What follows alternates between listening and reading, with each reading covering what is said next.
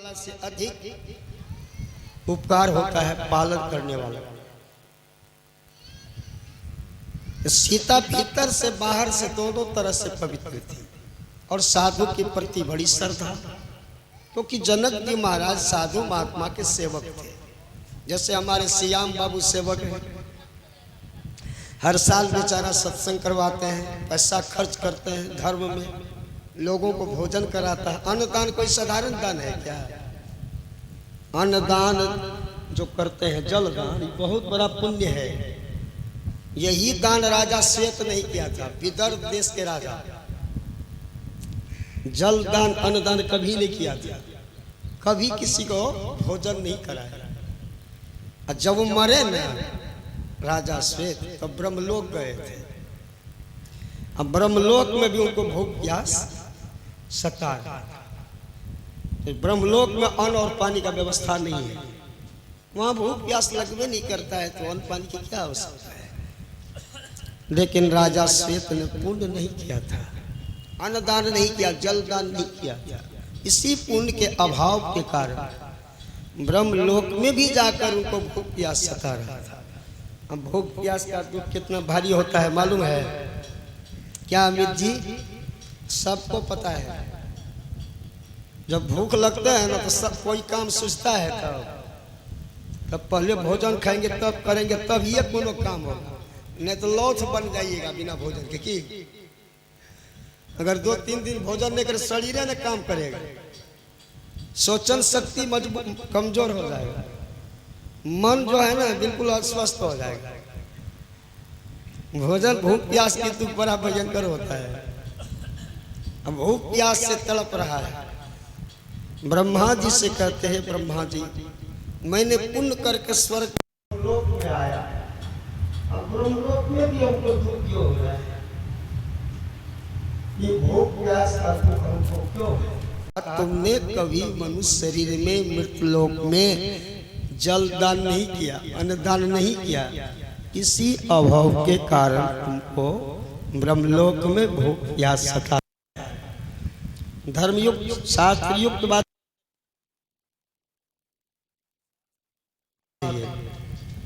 उपनिषद की बात है। तो राजा श्वेत ने कहा, भगवान ये हमारा भूख प्यास का दुख कैसे मिटेगा? कहा इसके लिए तुमको अपना ही मृत शरीर का मांस खाना पड़ेगा। जिस शरीर को छोड़कर तुम ब्रह्मलोक में आया है, वह शरीर अभी तुम्हारा तरोताजा सरोवर में पड़ा हुआ है। और उसी शरीर का मांस खाकर, उसी सरोवर का पानी पी करके तुम अपने भूख प्यास को मंद कर सकता है। लेकिन भूख प्यास मिटेगा नहीं, मंद हो जाएगा। हम लोग भी भोजन करते हैं, पानी पीते हैं तो प्यास मिट जाता है, मंद होता है, मिटता नहीं है, फिर भूख प्यास लगता है कि नहीं लगता है? जैसे दवाई खाते तो बीमारी थोड़ा दर्द पीड़ा घट जाता है, बीमारी नहीं मिटता है। उसी तरह भूख प्यास जब हमको लगता है, भोजन करते हैं तो मंद हो जाता है, फिर तो घंटा 2 घंटा के बाद वही चाहना है। बात सही है कि श्री सदगुरु जिसके लिए कितना मेहनत करना पड़ता है, दिन रात रेड़ी चोटी पसीना बहा रहे हैं कि? राजा श्वेत से कहा कि देखो तुम्हारा भूख प्यास थोड़ा मंद हो जाएगा, फिर लगेगा। जब तक भूख प्यास लगेगा तो वही मुर्दा खाना पड़ेगा, तुम आपको अपने ही शरीर का मांस खाना होगा।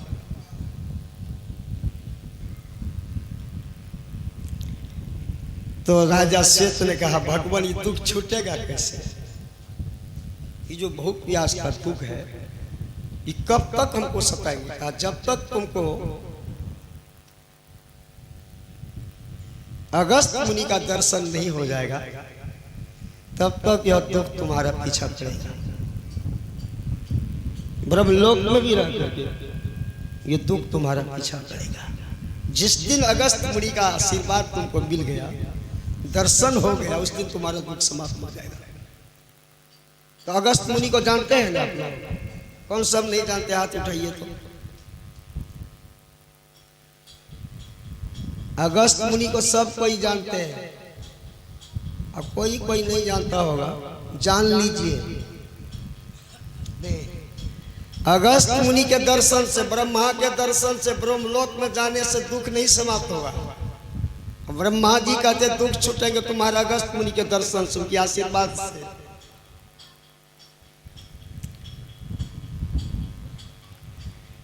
तब जा करके, तब से वह ब्रह्मा के विमान पर बैठकर मृतलोक आता था। अपना सरोवर में जो मरा हुआ शरीर था उसका मांस खाकर पानी पीकर चले जाते। रोज आशा लगाता है प्रभु कब हमको मुनि का दर्शन हो जाए, कब दर्शन हो और ये दुख छूट जाए। कुछ दिन खाने के बाद प्रभु की कृपा हो गई।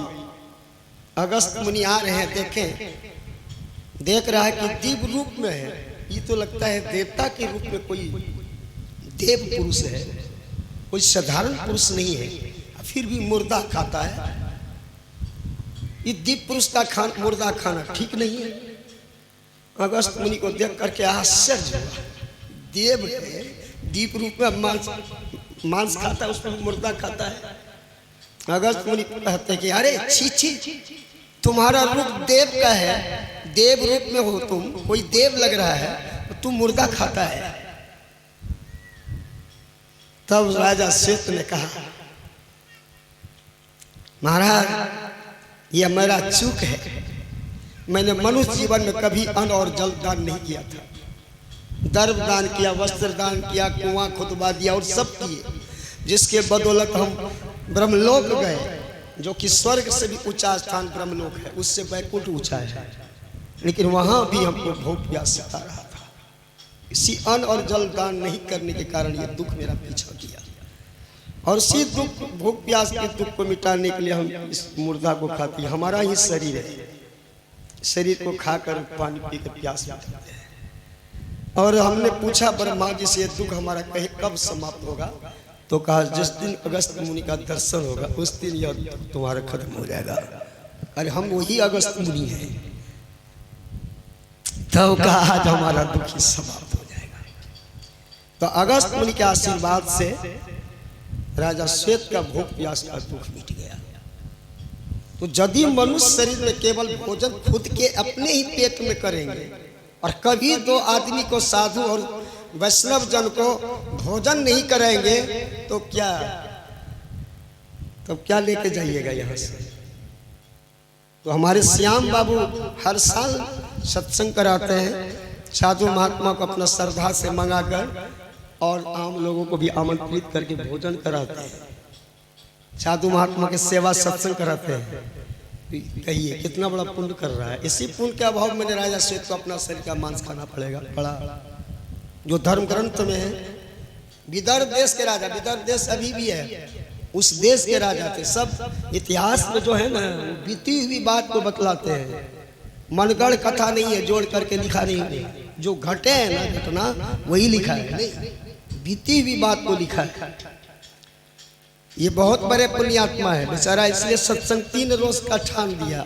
अंतिम रोज में हमारा भी समय लिया। तो कल था विश्वकर्मा पूजा, आज क्या है? चौरच। कल माई लोग गाड़ी घोड़ा को सजाने में, साइकिल को सजाने में, एक आदमी कहा बाबा है हमारा साइकिल का सजे भैया। विश्वकर्मा पूजा है, विश्वकर्मा भगवान हमरा साइकिल पर दृष्टि रखेगा, हम कहीं एक्सीडेंट नहीं करेंगे। कहते रोजे करो ना जी, एक रोज काहे करता है? रोजे करो ना तब और एक्सीडेंट होगा। सो पूछते साल में एक बार क्यों करता है, रोज करो।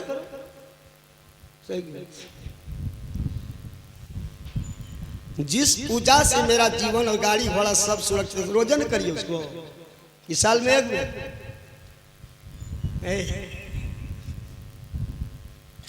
श्री सदगुरु। चलिए ठीक है, साल में 1 बार करते हैं तो बढ़िया बात है। जब साथ एक कभी करवे नहीं करेंगे तो भी तो मुश्किल है। आज चौरचन है, चौथी चरणवा मैं बोलते हैं कि बाबा उसको आज खीर पूरी खिलाएंगे, दही की नहीं खिलाएंगे। वो है ऊपर में आम का जाएगा है मुंह में, उसको ठिठवा दिखाएगा कि श्री सदगुरु। क्योंकि सब कुछ इसी शरीर के भीतर में है। और सबका भोग इसी शरीर के भीतर में लगेगा, क्योंकि 33 कोटि देवी देवता शरीर के भीतर में, जिस देवी को खिलाएंगे इसी मुंह होकर खाएगा। उसको अपना मुंह है ये नहीं, इसी मुंह होकर खाएगा वो, क्योंकि इसी शरीर के भीतर में प्रभु सभी देवी देवता को बैठा दिया। जिस देवता को भोजन कराना चाहे जैसे चढ़ाएगा इसी में जाएगा। सब इसी मूर्ति में, भगवान इसी मनुष्य शरीर की मूर्ति में सब देवी देवता को बैठा दिया है और सबका पूजा यही करता है, सबका नाम इसको जानकारी है कि नहीं। सभी देवी देवता का नक्शा इस मनुष्य शरीर के अंदर में है। इसी मनुष्य शरीर के अंदर में भगत होता है, धर्म का चर्चा इसी मुंह से होता है। इसी अंदर में धर्म का बखान का गुण का खजाना है, बाहर में है। इसी शरीर के अंदर में राम नाम कृष्ण नाम का जप होता है। इसी शरीर में के द्वारा दुर्गा काली आदि सभी देवी देवता का नाम का उच्चारण होता है। यदि मनुष्य शरीर संसार से मिट जाए तो देवी देवता का नाम कहीं लोग लेगा? कुत्ता बिल्ली घोड़ा गधा बाघ सिंह गाछ बांस लेगा देवी देवता का नाम? अठजाम करेगा, भगत करेगा? ये सब बोलिए ना, कोई करेगा? एक बार बोलिए ना, हम देखेंगे उसको। इसी शरीर से सब कुछ होता है भैया। इसको बना दिया गोबर गढ़ा। इसी शरीर में अंडा डालते हैं, मांस डालते हैं, गाजर डालते हैं, दर्द गोबर गढ़ा नहीं बना दिया। इसी शरीर से झूठ बोलते हैं, बेईमानी करते हैं, एक दूसरे को बर्बाद करते हैं, तो कैसा बना दिया? शरीर को लुटेरा बना दिया, शरीर को बाघ सिंह बना दिया, शरीर को कुत्ता स्वान गिद्दर बना दिया। जबकि ये मंदिर है, इसी मंदिर में सबका उच्चारण होता है। इसी मंदिर अगर बहुत बढ़िया पंडाल बना है, उसमें मनुष्य रूपी मंदिर नहीं जाएंगे तो क्या उच्चारण होगा? धर्म का होगा, रामकृष्ण का उच्चारण।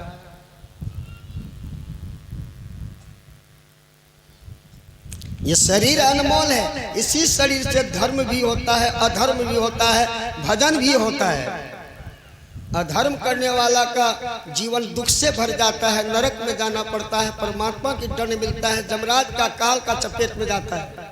जो धर्म करते हैं उसके लिए परमात्मा हर मोड़ पर उसके मदद करने के लिए चक्र गदा त्रिशूल धनुष तीर सब रखे हैं। और जो धर्म से विपरीत मार्ग पर चलेंगे उसको मारने के लिए प्रभु ने चक्र रखा है, गदा रखा है, धनुष रखा है, बाण रखा है उसको मारने के लिए, कि नहीं? और जो ईश्वर की भजन करते हैं ईश्वर उसको सभी ऐश्वर्य दे देता है।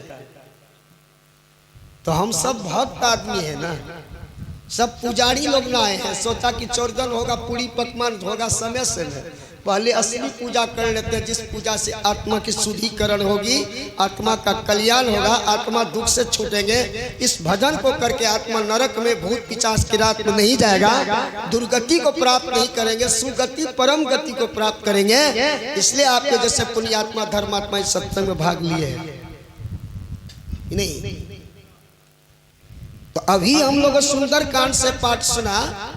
जब सीता की हरण हुई तो भगवान उसको ढूंढते हुए ऋषिमुख पर्वत पर गया। ऋषिमुख पर्वत पर भालू बंदरों की गोष्ठी लगी।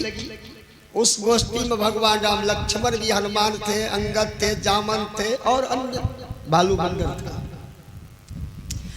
विचार विमर्श हो रहा है कि लंका कौन जाएगा। लंका 100 योजन समुद्र के उस पार है। 1 योजन 4 कोस का होता है। 100 योजन कितना हो गया? 400 कोस हो गया। और 400 कोस को समुद्र ही समुद्र है। समुद्र का मतलब अथाह जल है। इस 100 योजन समुद्र को लांग कर लंका कौन जाएगा? सीता का पता कौन लगाएगा? यही विचार चल रहा था। तो जामंत कहा, प्रभु जब हम जवान थे ना तो हमने भगवान बावन की विराट रूप का 7 बार परिक्रमा किए थे।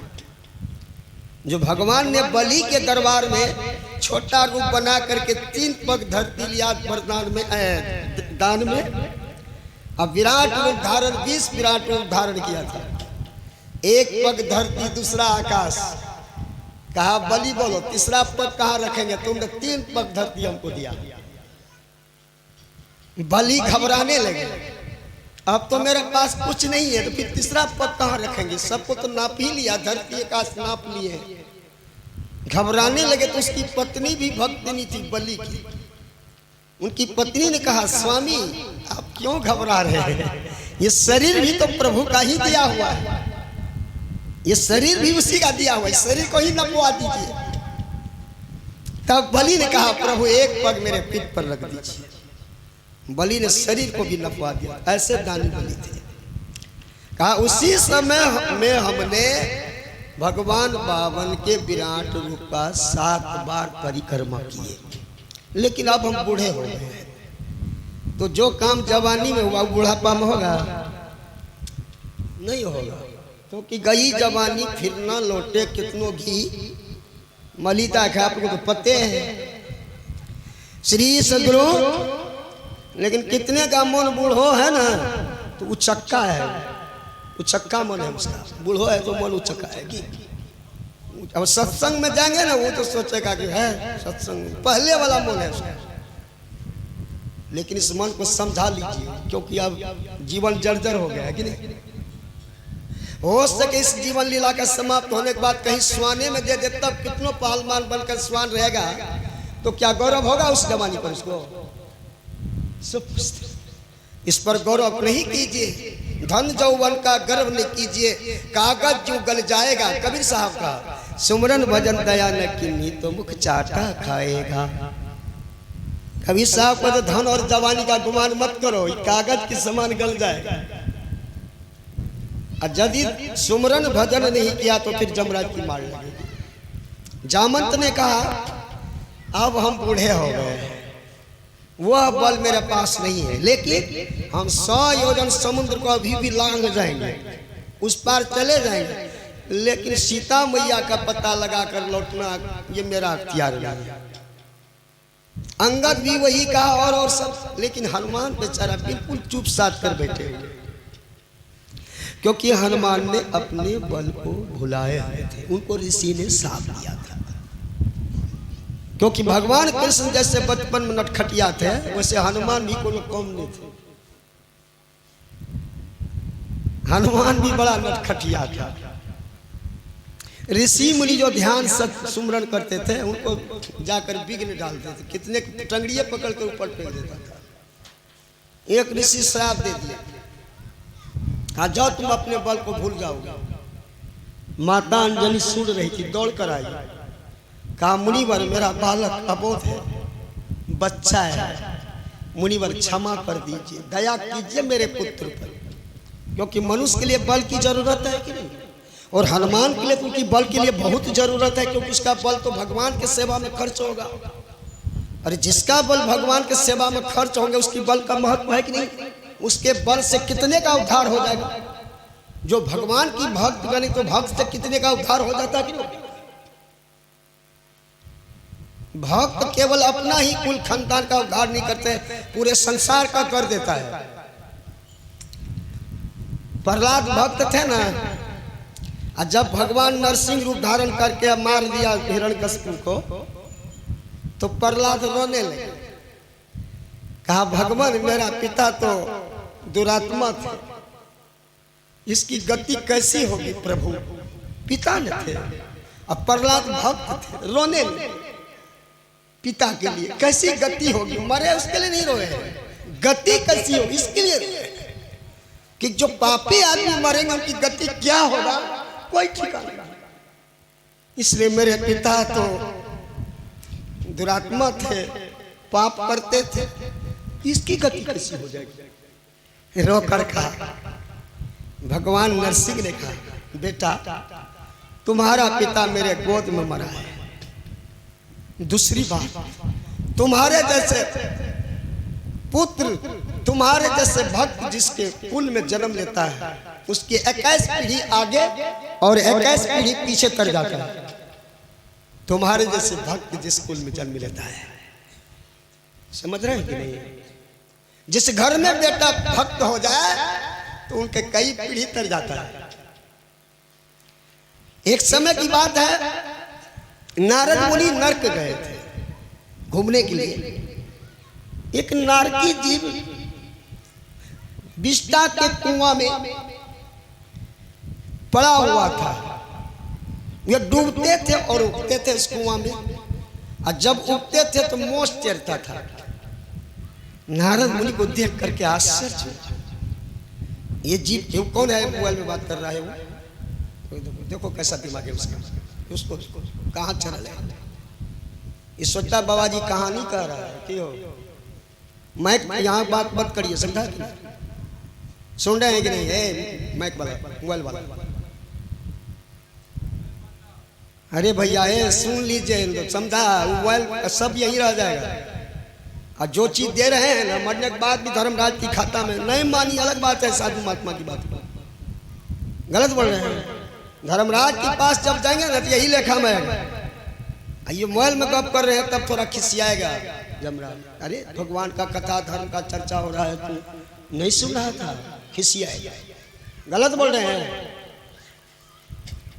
श्री सदगुरु नारद मुनि को देख करके आश्चर्य हो गया। नारद मुनि ने क्या किया? अपने योग बल से उस नारकी जीव को डूबने से रोक लिया और नारद उसको पूछता, अरे तुम किस खुशी में मोश तैरता है जी? जब तुम बिष्टा के एक कुआं में डूबता है, अब का तुम मोश क्यों तैरता है? तुम तो भारी दुख में, तू तो भारी नरक में, किस खुशी में मोश तैरता है? कहा है हमारे कुल में साधु का जन्म होने वाला है, वो भक्ति आरंभ करेंगे और मेरा उद्धार इस नरक से हो जाएगा, इसलिए मोश तैरते हैं। तो भक्त का महत्व है कि नहीं है? तो हनुमान तो भक्त थे ना, उसकी बल की जरूरत था कि नहीं? लेकिन थोड़ा बदमाशी किया था बचपन में, बल का दुरुपयोग कर रहा था, इसलिए मुनि उसको साथ दी। लेकिन माता अंजनी ने उन्होंने अभिनय की, तो मुनि ने कहा जिस दिन राम हित का काम करेंगे, जिस दिन राम का काज में लग जाएगा, उस दिन कोई इनको इनके बल का पता बता देंगे, इसको अपना बल का पता लग जाएगा। इस बात को जामवंत जानते थे। जामवंत जानते थे कि हनुमान के पास अथाह बल है, बल का कोई वार पार नहीं है, और ये काम हनुमान से होगा और किसी से होने वाला नहीं। लेकिन हनुमान को पते नहीं है, तो अपने बल को भूले पड़े हो। तब जामवंत ने कहा, अरे हनुमान, तुम तो राम काज के लिए ही अवतार लिया है, तुम तो राम के ही काम के लिए अवतार, तुम्हारे पास अपार बल है, और तुम चुप साथ कर क्यों बैठा है? बार बार कहने पर हनुमान को अपने बल का पता लग गया, और पता लगा तो पर्वताकार हो गया, पर्वत का जैसे विशाल बन गया, और कहा जामवंत कहिए क्या सेवा करें? सीता मैया को उठा के ले आए, या रावण को बंदी बना कर ले आए, या पता लगा कर ऐसो कहिए, जो कहिएगा कर लेंगे। कितना जबरदस्त है, सो कुछ कहिए तो रावण को ही बंदी बना के ले आएंगे, या सीता मैया को उठा के ले आवे, या पता लगा कर गावे, जो आदेश हो जाए। क्योंकि उस सभा के अध्यक्ष जामवंत है। कौन है? एक सभा का अध्यक्ष होता है ना, अनेक सदस्य होते हैं, तो वहां भगवान सदस्य है, अध्यक्ष है जामवंत, लेकिन है वो भगवान के अंदर। इन्हें किसको अध्यक्ष बना दिया तो भगवानों पर अब शासन शुरू। क्योंकि जामवंत जानते थे कि भगवान अथाह बलशाली है, लीलाधारी है, लीला करता है, अंतर्यामी है कि नहीं, लीला कर रहा है। हम लोगों को अगर थोड़ा सा बल आ जाता, कोई मंत्री वाला चुटकी, तो कितना टूटने लगते हैं कि किसी के सामने वो अपना पावर दिखाने लगते हैं। लेकिन भगवान के पास कितना पावर है, दिखा रहा है, छिपा करके रखा है, साधारण बनल है, सदस्य बन गया है, लेकिन है सृष्टि की मालिक, है सृष्टि की पिता, है सबके अंदर में रहने वाले स्वामी। लेकिन अपने जिसके बल से सूर्य प्रकाश देता है, जिसके बल से चंद्रमा प्रकाश देता है, जिसके बल से तारा चमकता है, जिसके बल से धरती आकाश है, अग्नि है, हवा है, आकाश है, जल है, ये सब उनकी बल से टिका हुआ है। सारे दुनिया की सृष्टि जो पुरानी है सब उसी के इशारे पर चल रहा है। लेकिन देखो किस तरह गौन होके बैठा है सदस्य। लेकिन हम एक मंत्र हो जाए ढोड़िया वाला मंत्र, सोचता है कि हम किसी को लेके बैठ जाएंगे कि जय बाबा जी जाने चाहे मंत्र जाने हमारा कोनो मंत्र काम तू लगा के देख ले। एक जगह हम सत्संग गए थे और कोई बात हो जाता है, बोलना भी मुश्किल है कि अनजान में हो जाता है। लेकिन भगवान की बल का कोई आज तक सीमा नहीं बताया है। लेकिन कितना सीमित है, कितना साधारण लीला कर रहा है, कितना अनजान बन करके बैठा है। सब भालू बंदर को कहते हैं कि पता लगे, या प्रभु नहीं जानते कि मेरी सीता कहाँ है। लेकिन सब बल को छिपा के रखा है, किसी को पते नहीं चलने देता है कि भगवान है। ये तो थोड़ा सा पहलवान बन गया है तो जाके गाछिया से टकराने लगता है। नहीं कोई मिला तो गाछिया से टकरा गया। देखिए प्रभु कितना शांत है समुद्र, लेकिन नाली के तरह भी नहीं उठता है। भगवान कुछ नहीं बोलते हैं, लेकिन आदेश है प्रभु की जामन की सीता की पता लगा कर आ जाए। आदेश है तो जामन आदेश का पालन करेंगे। जो प्रभु का आदेश है उसका पालन करना भक्त का धर्म बनता है, इन्हें बनता है। जामंत ने कहा हनुमंत प्रभु का आदेश है कि सीता मैया का पता लगा कर आना है। न रावण को बंदी बनाना है, न सीता मैया को उठा के लाना है, केवल पता लगा कर आना है। हनुमान जी ऊंचे पर्वत पर गए हैं, एक ही छलांग मारा, 100 योजन समुद्र को पार करके लंका के उस द्वार पर गया जिस द्वार पर लंकनी पहरा दे रही थी। लंका की गेट पर जैसे आप भारत में प्रवेश करेंगे तो वहां सीमा पर पहरेदार होता है, बिना उसके आदेश का प्रवेश नहीं कर सकते, करेंगे तो दंडित करेगा नहीं। लेकिन हनुमान तो जबरदस्त भक्त है ना, ताबड़ तोड़ सकती है कि नहीं, समझ रहे हैं कि ना। भक्त के बराबर होता है किसके पास शक्ति, भक्त से बड़ा बलवान कोई होता है। लेकिन भक्त होता है नॉर्मल, हनुमान नॉर्मल नहीं है। हनुमान नॉर्मल नहीं है, नॉर्मल है हनुमान। वो मार काट सब शुरू करता है कि नहीं करता। हम लोग ऋषि मुनि लोग नहीं करता है, बेचारा सह लेता है। ऋषि मुनि को खाइयो जाता था राक्षस, सह लेते, जबकि शराब से उसको भस्म कर देता, लेकिन सह लेते थे। लेकिन हनुमान सहेगा, वो भी भक्त है, उन्हें मानेगा, वो तोड़ फोड़ करके रख देगा कि श्री सदगुरु। तो लंकनी तो बहुत पावरफुल थी ना, लंकनी बहुत शक्तिशाली थी। पहरेदार कोई कमजोर रहेगा गेट पर कि कोई पावरफुल को देंगे। लेकिन हनुमान भी भगवान के परम भक्त है, बहुत पावरफुल है। हनुमान जी गए लंका में, घुस गए। लंकनी देख रही है कि बिना आदेश के घुस गया है।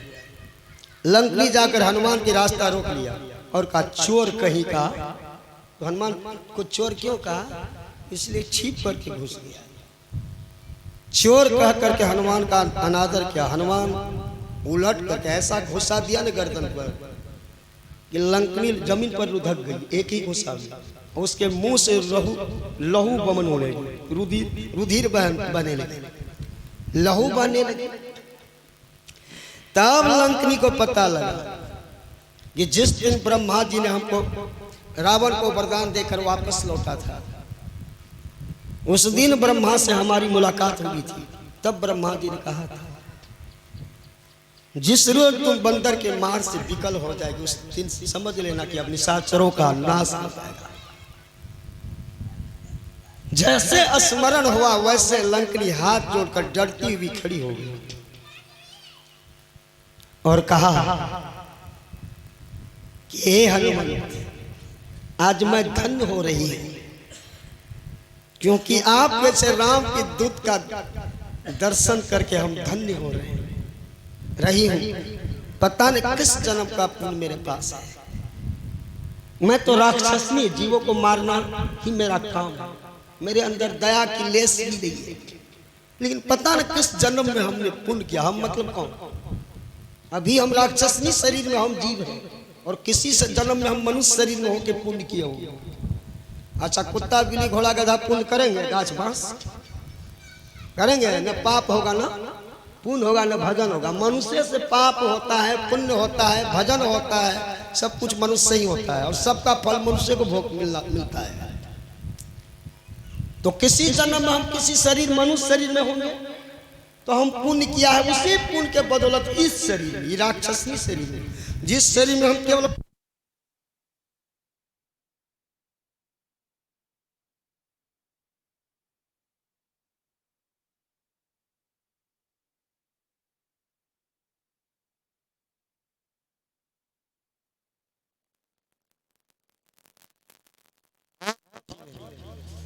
मन लग जाए ना, समझिए कि हमारा भाग आगे बनने वाला है। श्री सदगुरु कहा हनुमान, मैंने किसी जन्म में किसी जीवन में पुण्य किया था, इसलिए इस राक्षसी जीवन में, जब इस जीवन में हम केवल जीव का घात ही करते, जीव को मारते हैं, काटते हैं, यही पाप करते हैं, कभी पुण्य ना हुआ। किसी जन्म में पुण्य किए थे, इसलिए इस शरीर में उस पुण्य के बदौलत इस राक्षसी शरीर में भी रह करके आपके जैसे रामदूत का हमको दर्शन हो रहा है। इसलिए मैं धन्य हो रही हूँ आपकी दर्शन से। अब उसी जगह लंकनी ने हनुमान को जो उपदेश किया है, क्या उपदेश किया? तात स्वर्ग अपवर्ग सुखा धरिए तुला तुलना ताही सकल मिली, जो सुख लब सत्संग। लंकनी हनुमान से कहते हैं, कितना सुंदर संवाद है, और ये मनुष्य के कल्याण का संवाद है कि नहीं है? कहते हैं तराजू के दो पलड़े होते हैं, तराजू में दो पलड़ा होता है ना, हाँ, एक पलड़े पर स्वर्ग और मोक्ष के सुख को डाला जाए, दूसरे पलड़े पर पल भर सत्संग को सुख के रख कर तोला जाए, तो कहीं स्वर्ग और मोक्ष के सुख से बढ़कर पल भर सत्संग का सुख होगा। इसलिए गोस्वामी जी को रामायण में लिखना पड़ा, सत्संगति दुर्लभ संसारा निमिष दंड भरी एक। ये पल भर का सत्संग मिलना संसार में दुर्लभ है। कितनी बड़ी महिमा है। इसलिए ना भगवान शंकर माता पार्वती से कहा, धन घड़ी जब सोई सत्संगा। हे देवी, वो समय धन है जिस समय सत्संग होता है। जिस धरती पर सत्संग होता है वो धरती धन्य है। ऐसे धरती को भगवान शंकर प्रणाम। एक समय की बात है, भगवान शंकर माता सती दोनों रास्ते से गुजर रहे थे मृतलोक में। भगवान, आप लोग कई बार सुने होंगे और बार बार सुनिए ताकि मन पर इसका रंग चढ़ जाए। सत्संग का रंग चढ़ गया तो जीवन सफल हो जाएगा। सत्संग सुनते सुनते ना रंग चढ़ेगा। विद्या को अध्ययन करते करते ना विद्या का रंग चढ़ जाता है, तो विद्वान कहला जाते हैं। हर चीज की संगत करते करते, अभ्यास करते करते उसका रंग चढ़ जाता है। भगवान शंकर जा रहे थे, निर्जन स्थान को प्रणाम किया भगवान शंकर। माता सती को देखकर आश्चर्य हुआ। माता सती ने पूछती है, स्वामी आप तो तीनों लोक के देवता है, देवों में देव श्रेष्ठ है, देवों में देव महादेव है, तीनों लोक में श्रेष्ठ, आपसे बड़ा कोई देवता नहीं है, तो आप यहाँ किसको प्रणाम किए? तो निर्जन स्थान है, और यहाँ की मिट्टी क्यों माथे में लगा ली? इसकी मिट्टी की क्या विशेषता है? भगवान शंकर ने कहा, देवी इस धरती पर कुछ वर्ष पहले सत्संग हुआ था, उसी सत्संग के प्रभाव से ये धरती पवित्र हो गई थी, इसलिए यह धरती मेरे नमन करने योग्य है।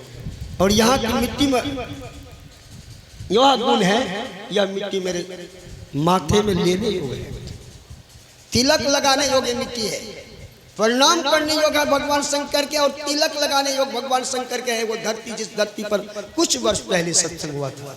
कैसी महिमा सत्संग की है। फिर निर्जन स्थान को प्रणाम किया तो माता सती ने पूछा कि स्वामी यहाँ पर क्या हुआ? कहा देवी यहाँ पर हुआ नहीं, यहाँ पर सत्संग होने वाला है, इसलिए इस धरती को प्रणाम किया। और यहाँ पर सत्संग हो रहा है। कैसा स्थान है?